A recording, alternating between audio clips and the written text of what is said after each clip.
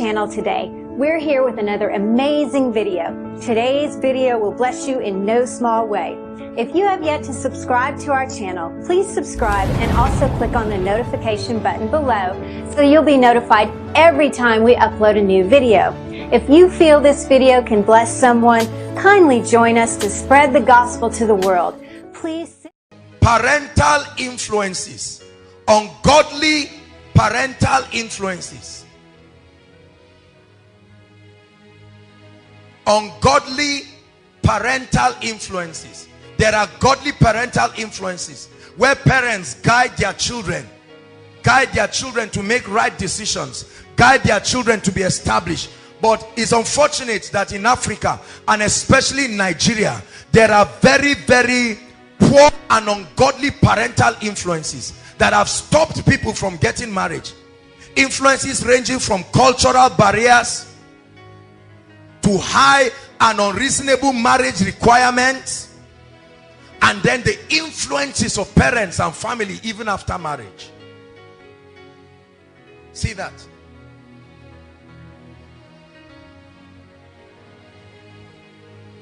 There are many parents who have stopped their children, for instance, from settling down because they have created certain standards. How many of you seated here looking at me, your parents have warned you directly or indirectly, don't ever bring a poor man in this house? There are some of you, they carried the map of Nigeria and showed you very clearly and said, every state I marked X on, don't bring any guy from there. Is that true? And so the lady is there and all she's doing is looking for someone from her place, and 25 rolls around, 50 or 30 years, 35, and she's still searching for a godly brother. Don't forget, she's not just searching for anybody. There are parents who are so desperate about marrying from their place, they don't care whether he's born again or not. You would rather marry a failure from your place. So that those cultural barriers. In fact, there are families where even from your place you don't marry. There is a clan they have drawn a line for you on. Is that true? The reason why it was very easy for many parents is because during their time, listen carefully, during their time, we did not have the issue of migration and movement from one place to the other. An average man can be born and bred and grow up and die within a locality like Zaria and never even visit a place like Abuja. Is that true? And so because of that, they live what we call a communal life. All the ladies will go to the stream together to fetch water or go to bath together. And so it was easy. The guys knew where to go and look for the ladies. They knew that when it was evening, they had traditional dances. They had all kinds of platforms that brought them together. But the world in the 21st century has changed. Many of you have never been to your village. You don't even know where it is. You only have heard the name or seen it on TV. Some of us have never gone to our village. And now they are mounting pressure on you. Come home, we'll prepare a lady for you. And you are saying, what are you saying? They say, that's how your father and I got married.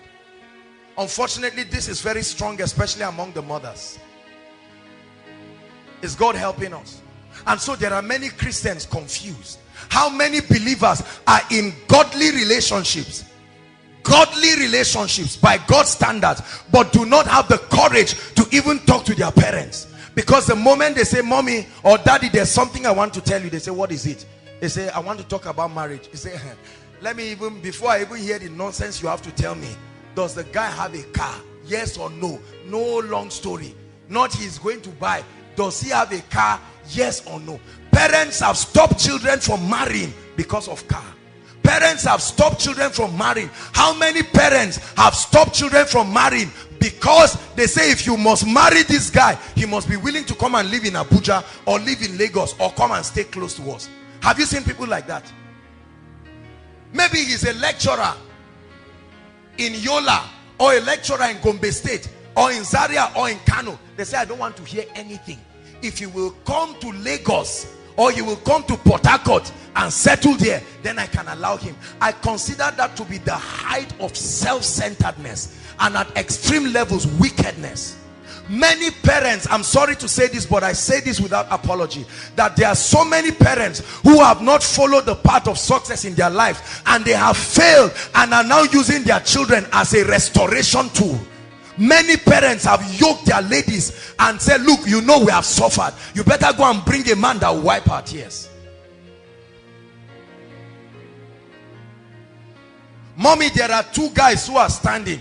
They say, hey, the first guy loves God, and you find the mother not interested in what the daughter is saying. He loves God, he's very serious. In fact, the way he's going, it looks like they will ordain him, and the mother is looking ordained. That ordain him just irritates her, because now it means that he's going into ministry.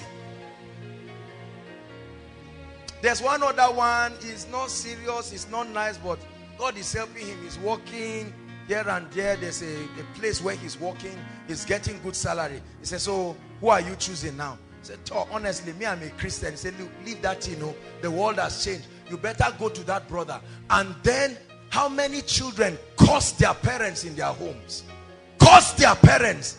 How many mothers and fathers carry guilt all around, because whenever the man beats up the woman because of not knowing the Lord, they come back home and the parents say, just go back. It's like that. Ungodly parental influences. Others have influenced their children because of their ego. They have a cabal of people, and all their friends, their children married wealthy people. Is that true? And so when you come, this is especially for many of us, the ladies.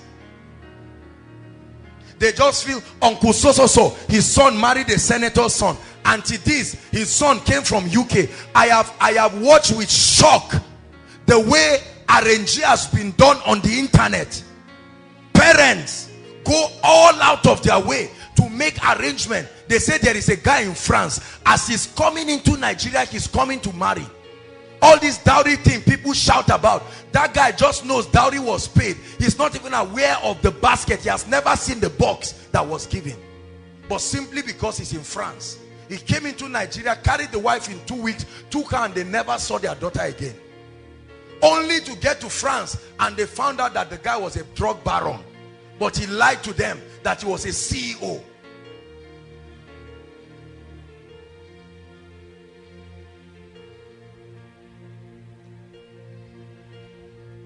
How about unreasonable marriage requirements?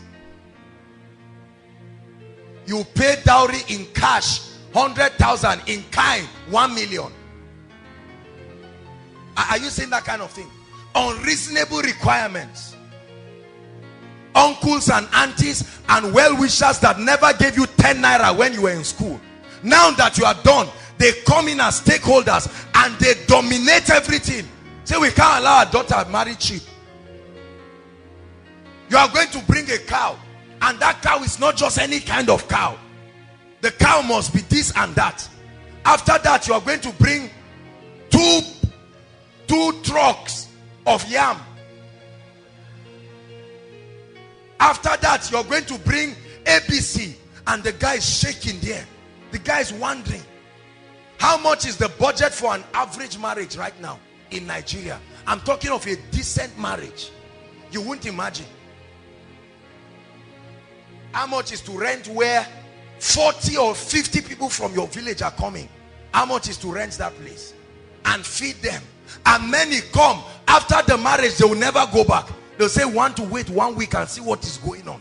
And all through that 1 week you are paying. These are very real issues. So a young man saves money to start up life. After marriage, he starts his home with debt.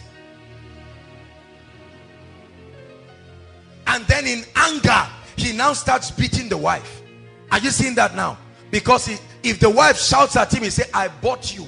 I didn't pay dowry for you. I literally purchased you. So don't even open your mouth and shout. If I bring a concubine in this house, just go out quietly. Don't even tell me anything.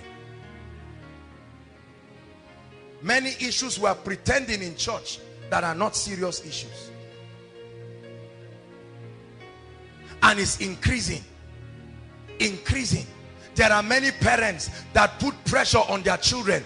Look, this our marriage, an ambassador is coming from UK. A governor is coming from Adamawa State.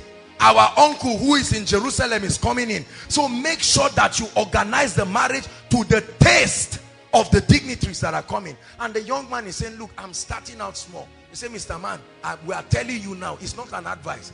You either choose the lady or leave everything. But the Lord of Sabaoth is watching. Let me tell you. Because many of the parents who are talking like that, they could not buy 1 tuber of yam when they married our mothers. Is that true? 1 tuber of yam. Yet the woman believed in them. She got up 13 years, 15 years, 18 years, 20 years, and naively followed that man. And for 10 years of their marriage, she was in hell. She watched him go to school and become blessed. And today now, he can stand and forget what God did for him. How many parents forget? One of our mothers in Lagos, I remember one time she was talking to us. We went for a program, and then they are very wealthy people, very comfortable and very wealthy.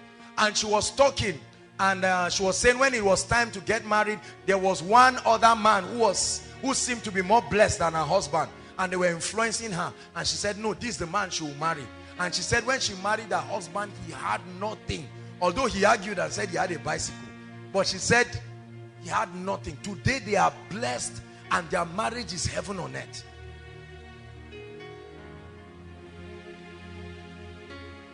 Many of us ladies would have married since 2005 or 6 or 7.